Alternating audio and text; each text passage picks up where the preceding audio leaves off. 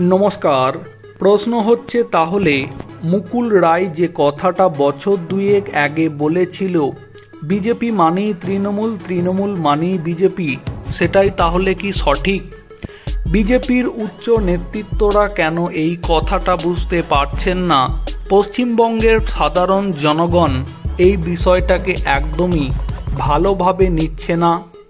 বিরোধী দলনেতা শুভেন্দু অধিকারীর সাথে তৃণমূলের অঞ্চল সভাপতির ছবিতে ছয়লাভ হল হরিশ্চন্দ্রপুর। ছবির নিচে লেখা হলো রাজ্যের গদ্দারের সাথে হরিশ্চন্দ্রপুরের গদ্দার, গদ্দার হটাও তৃণমূল বাঁচাও।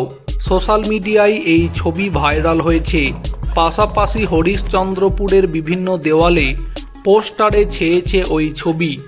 তৃণমূলের খেয়ে পড়ে চেয়ার দখল করে সঞ্জীব গুপ্তা বিজেপির দালালি করছেন বলে সরব হয়েছে তৃণমূলের নেতা কর্মীদের অনেকে।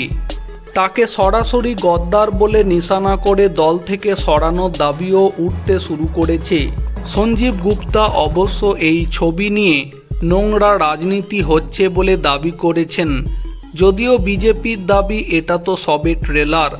2026-এর বিধানসভা ভোটের আগে তৃণমূলের অনেক বড় নেতাই বিজেপিতে আসার জন্য লাইন দিয়ে রয়েছেন, যা নিয়ে শুরু হয়েছে রাজনৈতিক তরজা।